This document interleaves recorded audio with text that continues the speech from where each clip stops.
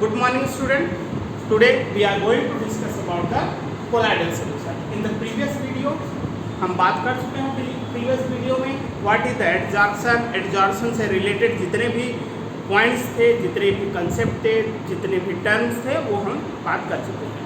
तो आज है आपका बात करना है कोलॉइड। अब देखिए वन बाय वन समझे स्टूडेंट। कोलॉइड की बात सबसे पहले एक साइंटिस्ट थे थॉमस ग्रैहम। थॉमस ग्रैहम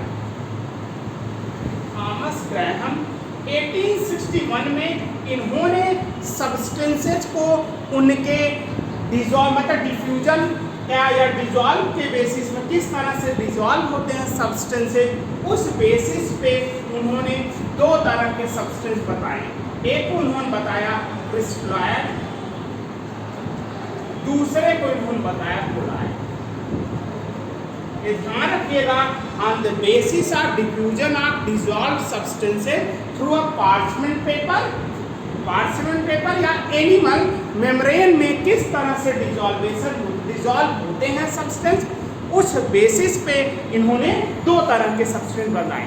ध्यान रखिए, पार्चमेंट मेम्ब्रेन हो या एनिमल मेम्ब्रेन हो, एक तरह का मेम्ब्रेन है, झिल्ली है, जिससे आपके सब्सटेंसेज पास हो या ना पास हो। ध्यान रखिए, अगर वो सॉल्युबल सब्सटेंसेज हैं, आसानी से पार्चमेंट मेम्ब्रेन से पास आउट हो जाते हैं, तो ऐसे सब्सटेंस को उन्होंने क्या कहा, क्रिस्टलॉइड किया कहा।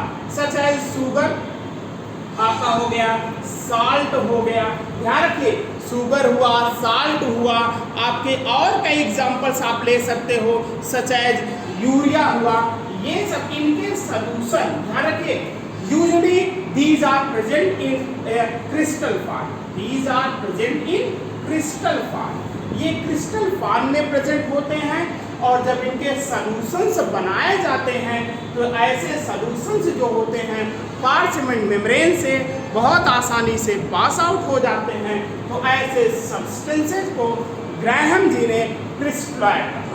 ध्यान रखिए, the solutions of those substances which passes out easily from the parchment membrane or animal membrane are known as the crystalloid. And second point is colloid. इन्होंने क्या कहा, the substances with solutions can't be passed to the आपका parchment membrane या animal membrane। ध्यान रखिए, ऐसे substances जिनके solution animal membrane से पास आउट नहीं होते हैं या पास आउट होते भी हैं तो बहुत कम मात्रा में पास आउट होते हैं, तो ऐसे सब्सटेंस को ग्रैहम जी ने क्या कहा, कोलॉइड कहा। जैसे आपके इसमें एग्जांपल्स की बात की जाए, स्टार्च हुआ, स्टार्च, ग्लू, गम, जिलेटिन, ये सब आपके एग्जांपल हो गए कोलॉइड। ध्यान रखिए, स्टार्च, ग्लू, गम, जिलेटिन और कई ऐसे सब्सटेंसेज हैं जिनके सॉल्यूशंस आपके पार्चमेंट मेम्ब्रेन से आसानी से पास आउट नहीं होते हैं, वो क्या कहलाते हैं, कोलॉइड। तो ध्यान रहे स्टूडेंट, ऐसे सब्सटेंसेज जिसके सॉल्यूशंस पार्चमेंट मेम्ब्रेन से पास आउट हो जाते हैं उन्हें हम क्रिस्टलॉइड कहते हैं। जिनके पास आउट नहीं हो, जिनके सॉल्यूशंस पार्चमेंट मेम्ब्रेन से पास आउट नहीं हो या बहुत कम मात्रा में पास आउट हो, उन्हें कोलॉइड कहा गया। ये ग्रैहम जी ने कहा था। अब ध्यान रखिए, लेकिन आगे चलकर इनकी बातें गलत हुई, क्योंकि कुछ क्रिस्टलॉइड कंडीशंस बदलने पर at the difference conditions some crystalloid behaves like the colloids and some colloids behaves like the crystalloid. ध्यान रखिए, कुछ कोलॉइड क्रिस्टलॉइड जैसा बिहेव करने लगे और कुछ क्रिस्टलॉइड जो है कोलॉइड जैसा बिहेव करने लगे जब कंडीशंस बदली गई एट द डिफरेंट कंडीशन। तो ध्यान रखिएगा स्टूडेंट, ये सब आप जैसे सिंपल सा हम एग्जांपल भी आपको बताते चलें। मान लीजिए एग्जांपल की अगर बात की जाए, NaCl। ध्यान रखिए, NaCl behaves like crystalloid, crystalloid जैसा बिहेव करता है NaCl। ध्यान रखिए, तब जब यह आपका ध्यान रखिएगा कि किस मीडियम में हो, ध्यान रखिएगा कि aqueous medium, NaCl behaves like crystalloid in aqueous medium। जब एक्वस मीडियम होता है तो NaCl क्रिस्टलाइड जैसा बिहेव करता है, लेकिन वही NaCl अगर बेंजीन मीडियम हो, ध्यान रखिए बेंजीन हो, तो यह कोलाइड जैसा बिहेव। तो ध्यान रखिए NaCl in aqueous medium it behaves like the crystalloid, but in the benzene it behaves like colloid। ध्यान रखिए क्रिस्टलाइड जैसा और कोलाइड जैसा ये NaCl ही आपका बिहेव करने लगा। मतलब क्या हुआ, कंडीशंस बदलने पर क्रिस्टलाइड कोलाइड जैसा, कोलाइड क्रिस्टलाइड जैसा बिहेव करने लगता है। तो ये इनका कंसेप्ट क्या हुआ, फेल कर गया। तो न्यू कंसेप्ट आपका आया, what is the colloid. New concept की अगर बात की जाए तो ये ध्यान रखिए न्यू कंसेप्ट क्या है। न्यू कंसेप्ट हम अगर देखें कि ये तो थॉमस ग्रैहम का कंसेप्ट था। न्यू कंसेप्ट में इन्होंने कहा क्या कुछ है, देखिए इन्होंने वर्ड यूज किया आपका न्यू कंसेप्ट में। ध्यान रखिएगा कि न्यू कंसेप्ट क्या कुछ है, ये देखें कोलाइडल स्टेट ऑफ मैटर, देखें कोलाइडल स्टेट ऑफ मैटर। अब ये न्यू कंसेप्ट है। इन्होंने क्या कहा, जैसे आपका जानते रहिएगा a state in which size of particles, ध्यान रखिए a state in which size of particles are between range of 1 nanometre to 1000 nanometre. ऐसा स्टेट जिसमें पार्टिकल की साइज 1 नैनोमीटर से 1000 नैनोमीटर हो, मतलब 10⁻⁹ मीटर टू 10⁻⁶ मीटर के रेंज में हो, तो ऐसे स्टेट को हम क्या कहते हैं, कोलाइडल स्टेट कहते हैं। ध्यान रखिएगा।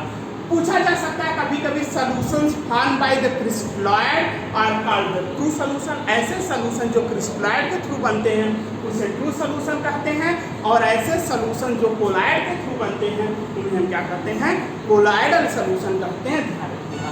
अब हमने क्या बताया कि न्यू कंसेप्ट क्या कहता है, ऐसा आपका स्टेट जिसमें आपका साइज जो है आपके पार्टिकल्स का 1 नैनोमीटर से 1000 नैनोमीटर के रेंज में हो, तो ऐसे स्टेट को कोलाइडल स्टेट कहते हैं। यहाँ दो टर्म यूज होते हैं। पहला आपका यूज होता है डिस्पर्स्ड फेज, और दूसरा आपका क्या होता है, आपका डिस्पर्सन मीडियम। ध्यान रखिए पहला क्या है, dispersed phase, dispersed phase, and second term use होता है डिस्पर्सन मीडियम, डिस्पर्सन मीडियम। तो स्टूडेंट ध्यान दें, डिस्पर्स्ड फेज की अगर बात की जाए, सिंपल आप कह सकते हैं it is the solute part. Solute आपका होता है, ये क्या होता है, सॉल्वेंट होता है। ध्यान रखें सॉल्यूट और सॉल्वेंट हम सॉल्यूशन के केस में पढ़ते थे। यूजुअली डिस्पर्स्ड फेज आपका क्या होता है, सॉल्यूट होता है। डिस्पर्सन मीडियम आपका क्या होता है, सॉल्यूशन। कहने का मतलब the substance distributed as the colloidal particle. इसे क्या कह सकते हैं, substance distributed as colloidal particle, as colloidal particle. ऐसे सब्सटेंस जो कोलाइडल पार्टिकल जैसे आपका डिस्ट्रीब्यूट होते हैं उन्हें क्या कहते हैं, डिस्पर्स्ड फेज कहते हैं। और ध्यान रखिए डिस्पर्सन मीडियम की अगर बात की जाए, the substances in which colloidal particles are dispersed, ये आपका डिस्पर्सन मीडियम। सिंपल सी बात है, जो डिस्पर्स्ड होते हैं, जो सॉल्यूट के पार्टिकल वो डिस्पर्स्ड फेज, जो सॉल्वेंट के पार्टिकल वो डिस्पर्सन मीडियम कहलाते हैं। ध्यान रखिए डिस्पर्स्ड फेज को हम इंटरनल फेज भी कहते हैं। इंटरनल फेज, इंटरनल फेज कहें या इसी को कहते हैं डिसकंटिन्यूअस फेज। इसी को क्या कहते हैं, डिसकंटिन्यूअस फेज, डिसकंटिन्यूअस फेज भी कहते हैं।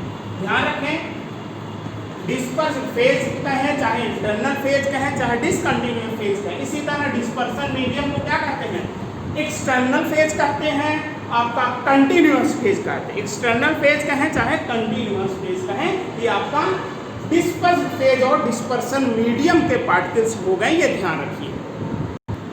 एग्जाम्पल की अगर बात किया जाए डिस्पर्स्ड फेज और डिस्पर्सन मीडियम के एग्जाम्पल की अगर बात किया जाए, मान लीजिए कॉपर है। ध्यान रखिए copper is dispersed in water. ध्यान रखिए अगर कॉपर वाटर में डिस्पर्स्ड हो रहा है तो इसका मतलब क्या होगा, कॉपर आपका डिस्पर्स्ड फेज हो जाएगा, इट इज डिस्पर्स्ड फेज, और water will be dispersion medium, dispersion medium हो जाएगा आपका वाटर। तो स्टूडेंट ध्यान दें, कॉपर को हमने किस में डिसॉल्व किया, वाटर में। तो डिसॉल्व कौन हुआ, जो डिसॉल्व होता है वह डिस्पर्स फेज, और जो डिसॉल्व करता है वह डिस्पर्सन मीडियम हो गया। ये कुछ था डिस्पर्स फेज और डिस्पर्सन मीडियम की बातें, ये ध्यान रखें। अब कंपैरिजन करते हैं ट्रू सॉल्यूशंस, कोलॉइड्स और सस्पेंशन का कंपैरिजन करते हुए देखते हैं। वर्ड आपका है ट्रू सॉल्यूशन, कोलॉइड्स एंड एक वर्ड है सस्पेंशन। अब आपको मैं बताता चलूं किस तरह से क्या कुछ होता है।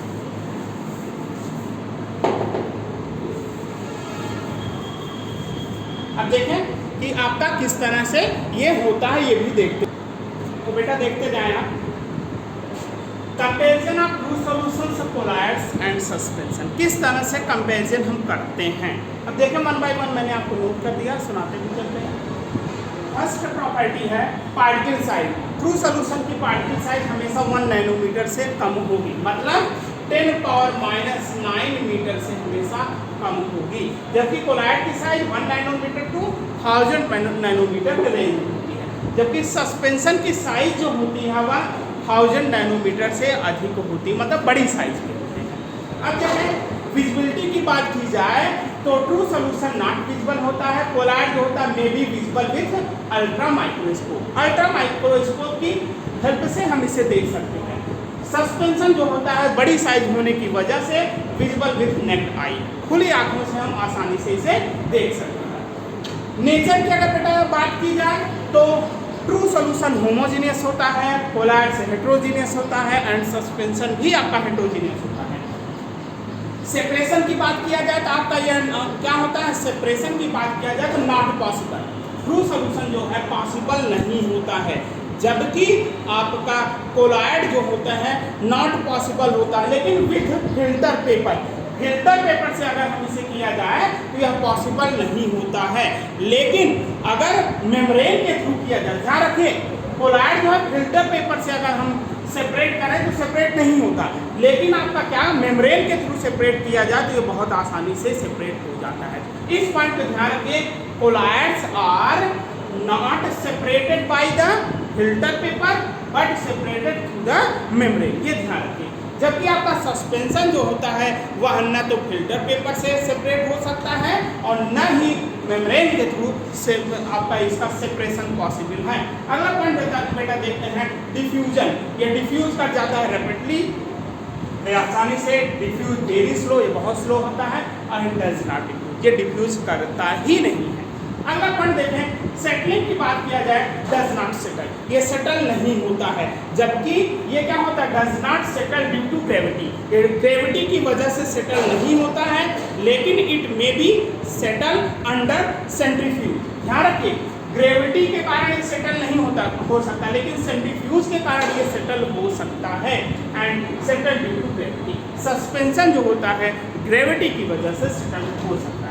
अगला है अपीयरेंस। अपीयरेंस की बात की जाए तो ये ट्रू सॉल्यूशन क्लियर होता है एंड ट्रांसपेरेंट, बहुत क्लियर होता है, ट्रांसपेरेंट होता है, जबकि कोलॉइड होता है ट्रांसलूसेंट होता है, एंड जो होता है सस्पेंशन जो है आप अपेक होता है।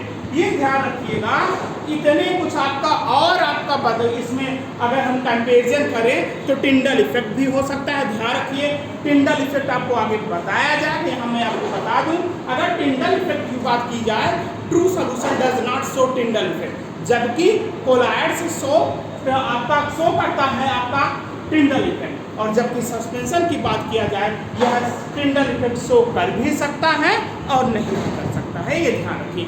इतने पॉइंट्स आपके थे comparison of solutions, colloid and suspension. Simple से फिगर ड्रा करके भी हम इसे कंपैरिजन को देख सकते हैं, किस तरह से आप ये देखें कैसे सिंपल से अगर हम फिगर ड्रा करें, देखें हमने आपको बताया सबसे छोटी साइज किसकी होती है, सॉल्यूशंस की साइज सबसे छोटी होती है, और सबसे बड़ी साइज सस्पेंशन की होती है। देखें मान लीजिए आपके हैं, ये क्या है, मान लीजिए ऐसे मैं कॉलम बना दे रहा हूँ।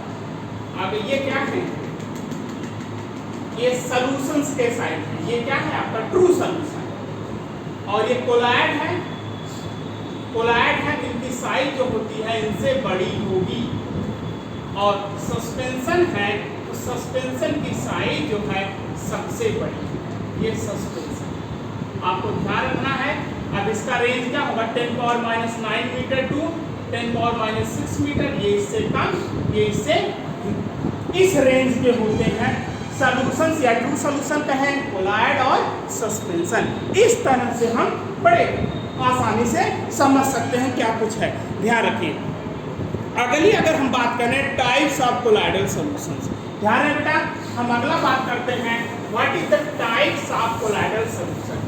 कोलाइडल सॉल्यूशंस कितने तरह के हो सकते हैं ये भी हम देख लें। तो देखें student, types of colloidal solution की अगर बात किया जाए तो दो वर्ड मैंने यूज किए थे, आपको बताया है डिस्पर्स्ड फेज और dispersion medium. On the basis of dispersed phase और डिस्पर्सन मीडियम, याद है ना, डिस्पर्स्ड फेज मतलब सिंपली सॉल्यूट पार्टिकल को कर सकते हैं, डिस्पर्सन मीडियम मतलब सॉल्वेंट पार्टिकल। इन दोनों के बेसिस पे तीन तरह के आपके हो सकते हैं colloidal solution. First is the on the basis of physical state of dispersed phase and dispersion medium. इस बेसिस पे आपका पहला हो गया, और दूसरा हो सकता है on the basis of interaction between dispersed phase and dispersion medium. Third क्या है, types of dispersed phase particle. ये देखें, अब देखें इसमें भी on the basis of physical state of dispersed phase and dispersion medium 8 तरह के हो सकते हैं। Interaction between dispersed phase and dispersion medium के बेसिस पे 2 तरह के हो सकते हैं, लायोफिलिक एंड लायोफोबिक हो सकते हैं।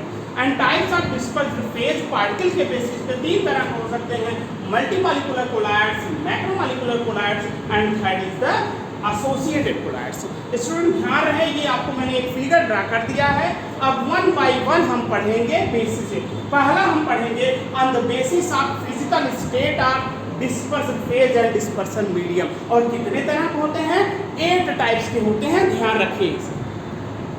अब देखें बेटा, classification of colloidal system on the basis of dispersed phase and dispersion medium, पहला हम पढ़ते हैं। अब देखें, हम एक टेबल बनाते हुए चलते हैं, serial number, dispersed phase, dispersion medium, types of colloidal solution and example.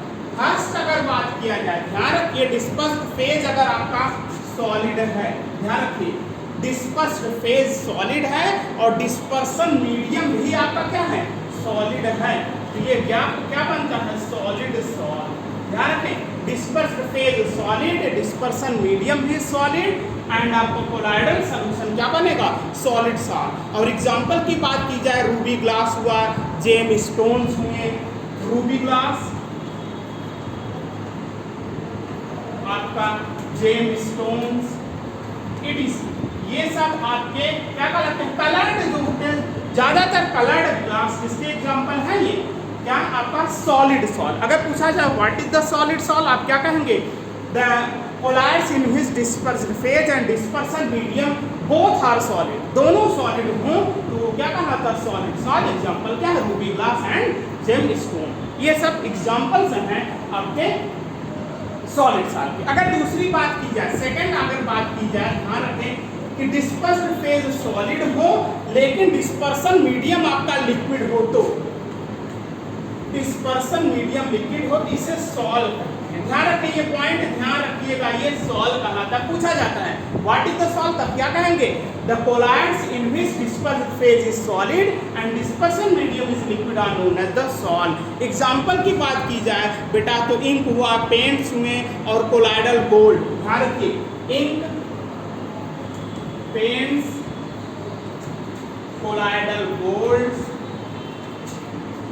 Colloidal golds, ETC, और ये सब एग्जांपल हैं आपके सॉल्व के, ध्यान रखिए। थर्ड पॉइंट अगर बात किया जाए, डिस्पर्स्ड फेज सॉलिड ले लिया जाए और डिस्पर्सन मीडियम आपका गैस ले लिया जाए, ध्यान रखिए, तब आपका क्या बनता है, एरोसॉल। ध्यान रखिए, एरोसॉल, ध्यान रखिए, solid dispersion, dispersed phase, dispersion medium gas, तो एरोसॉल बनता है। इसका एग्जांपल अगर देखा जाए, स्मोक, डस्ट, ये सब एग्जांपल है किसके, स्मोक हो गए, डस्ट हो गए, सूट इन एयर हो गए, ये सब आपके एग्जांपल हैं एरोसॉल का, ये ध्यान रखिएगा। अगली बात किया जाए, अगर फोर्थ देखें हम तो ध्यान रखिए, अगर डिस्पर्स्ड फेज लिक्विड ले लें और डिस्पर्सन मीडियम आपका सॉलिड ले लें, तब dispersed phase liquid, dispersion medium solid, तब आपका ये जेल बनता है। बहुत इंपॉर्टेंट है, जो मैं सर्किल कर दे रहा हूँ ज्यादा पूछे जाते हैं। What is the gel? The colloids in which dispersed phase is liquid and dispersion medium is solid are known as the आपका जेल। जेल के एग्जांपल्स आप बहुत जानते हैं बेटा, बटर हुआ, चीज हुआ, जेलीज हुए, बटर, चीज, जेलीज, ये सब आपके एग्जांपल हैं। किसके? आपके जेल के एग्जांपल है, ध्यान रखिएगा। फिर तो क्वांटिटी अगर बात की जाए तो आपका क्या ले लिया? जेल लिक्विड इन लिक्विड, ध्यान रखिए, लिक्विड इन लिक्विड को क्या कहा जाता है? ध्यान रखिए student, it is known as the emulsion. आज के इस साल सिलेबस में इमल्सन हटा दिया गया है, लेकिन आप ध्यान रखिएगा, पूछा जा सकता है व्हाट इज द इमल्सन, तो आप क्या कहेंगे? The colloids in which dispersed phase and dispersion medium both are liquid are known as the emulsion। और इमल्सन का सबसे बेहतर एग्जांपल होता है मिल्क, हेयर क्रीम, ये सब क्या है? मिल्क, हेयर क्रीम, ये सब एग्जाम्पल हैं आपके इमल्सन।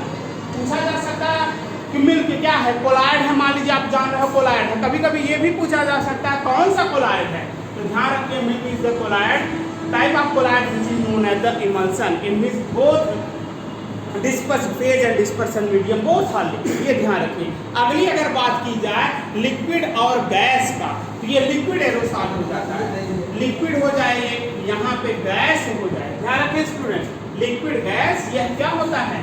लिक्विड एरोसॉल, ध्यान रखिए, यह लिक्विड एरोसॉल टाइप है आपका। क्या? डिस्पर्स फेज लिक्विड और डिस्पर्सन मीडियम गैस हो जाए तो लिक्विड एरोसॉल। इसका एग्जांपल है fog, mist, clouds, fog, mist, आपका क्लाउड्स, ये सब एग्जांपल है आपका लिक्विड एरोसॉल का, ध्यान रखिएगा। अगली बात है गैस इन सॉलिड अगर कहा जाए, सेवेंथ है गैस और ये सॉलिड होता है, ध्यान रखिए। गैस इन सॉलिड की अगर बात की जाए, it is the solid foam, ये क्या हो जाएगा? सॉलिड फोम हो जाएगा। Dispersed phase is gas and dispersion medium is solid, तो सॉलिड फोम कहलाता है। जैसे ब्रेड हुआ, आपका बिस्किट हुआ, ये ध्यान रखिए, ब्रेड, बिस्किट, ये सब एग्जाम्पल हैं आपके किसके? आपका सॉलिड फोम के एग्जाम्पल हैं। अब आपका एक तो आपका क्या हुआ? गैस इन लिक्विड, इसे क्या कहते हैं? गैस इन लिक्विड, ये किसका एग्जाम्पल? ये किसको क्या कहते हैं? फोम कहते हैं। ये क्या है? गैस इन लिक्विड फोम है। क्रीम हुआ, सोडा वाटर हुआ, क्रीम, सोडा वाटर, ये सब एग्जाम्पल आपके हैं। ध्यान रखिए, लिखा गया क्रीम, सोडा वाटर, ये एग्जाम्पल है फोम के। तो ध्यान रखिए स्टूडेंट, इस बेसिस पे आपका 8 तरह के कोलाइड्स होते हैं। एक आपने सॉल्यूशन पढ़ा होगा, 9 तरह के होते हैं।